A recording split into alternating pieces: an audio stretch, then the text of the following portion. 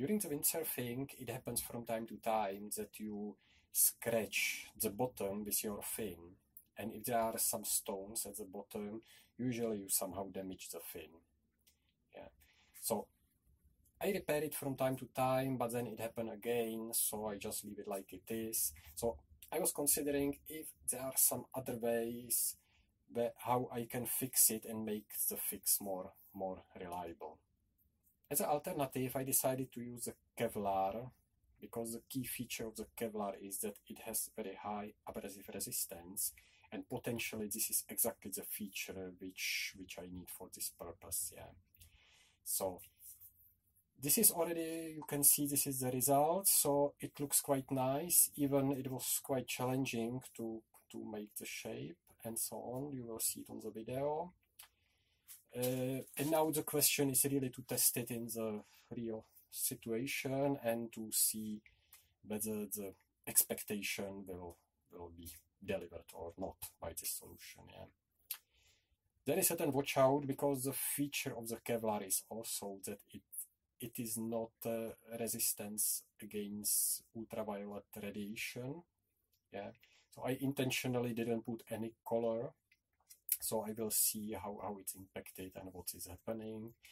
And the second downside is that it's not resistant against the water.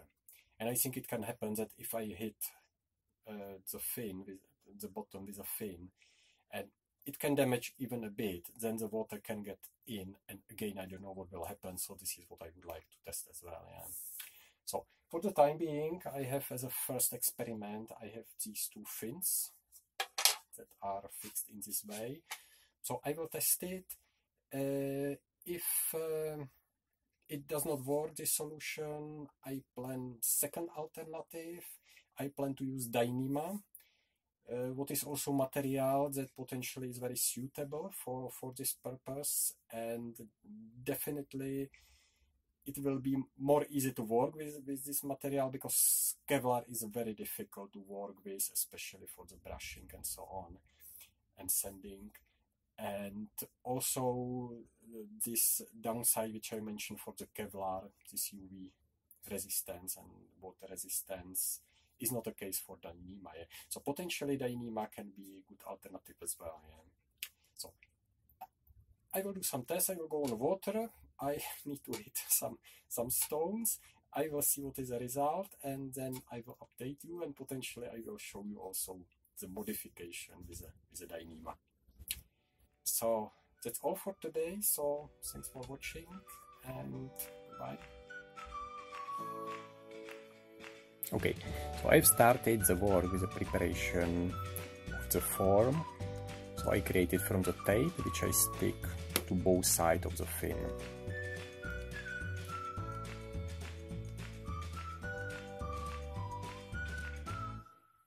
Before I stick the tape to the other side, I need to avoid that both tape will stick together, so I had to put certain powder on this overhanging part of the tape.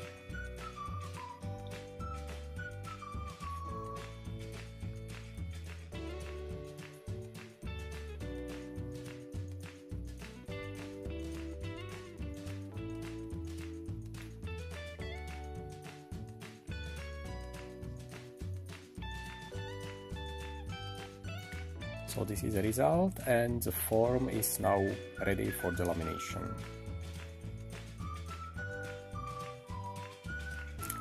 Here I'm preparing the material, the Kevlar. So this is a piece of Kevlar fabric, and I'm taking a few fibers from the Kevlar, and I'm cutting these two different lengths. The cutting is not easy, but it's still feasible with a normal scissors.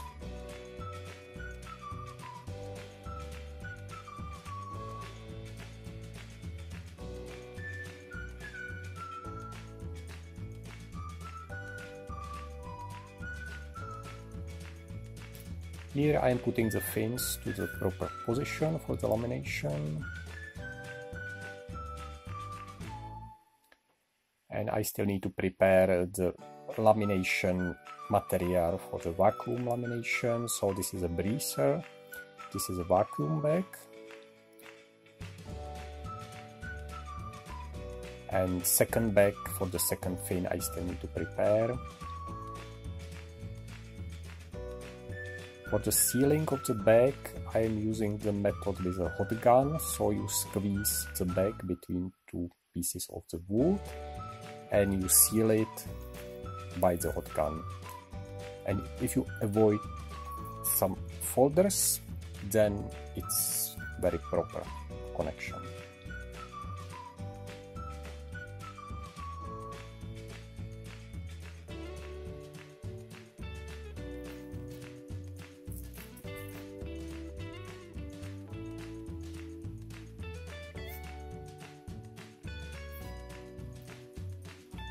And here you can see how it looks like, so it's really very solid and robust.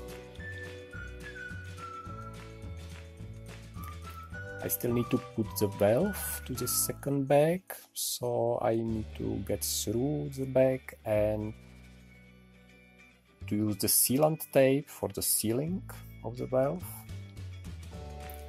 So this is a sealant tape.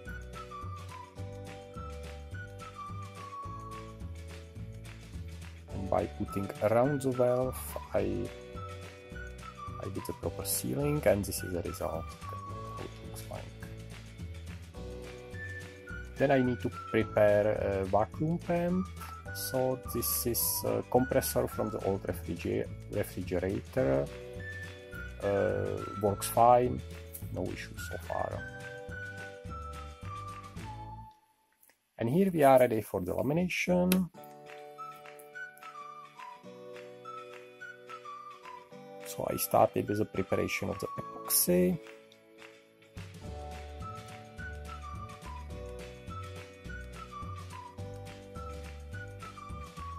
We need to properly mix it, it's important. And here I'm putting the first layer of the epoxy.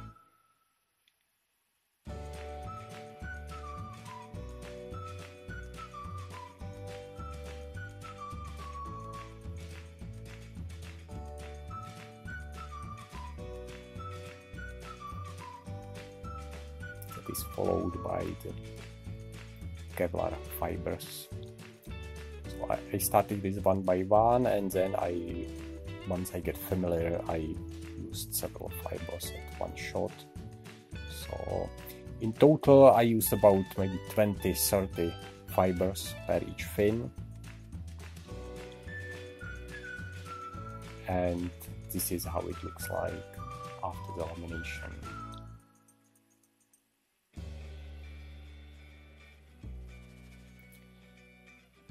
Now I need to stick both tapes together to have the proper shape. I need to put these two layers, so this is a peel layer and this is a breather. And now I need to put all in the back and not to avoid the shape which I have formed before.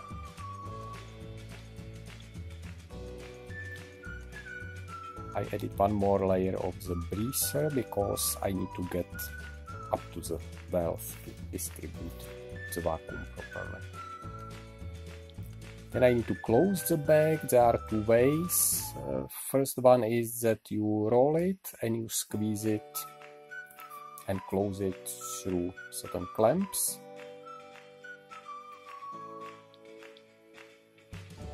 And the other way is that you seal it through the hot gun, what we have seen already. So this is what I have used for the second one.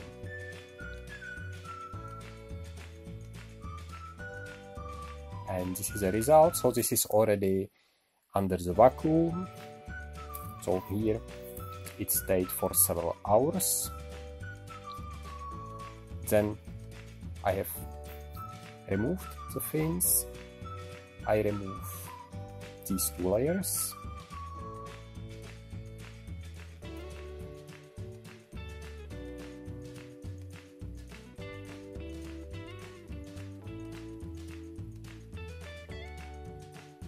And this is how it looks like just after the lamination. Now I continued with some rough shaping. I started with the scissors and then I continue with the filing. And this is a moment when I finally understood why people are saying that it's a nightmare to work with a Kevlar. Yeah. Because when you start to file it, first you remove this epoxy, and then what only remains is a Kevlar, but it behaves like certain wool, so very difficult to shape it, file it, sand it, whatever else. Yeah. So you can see how it looks like.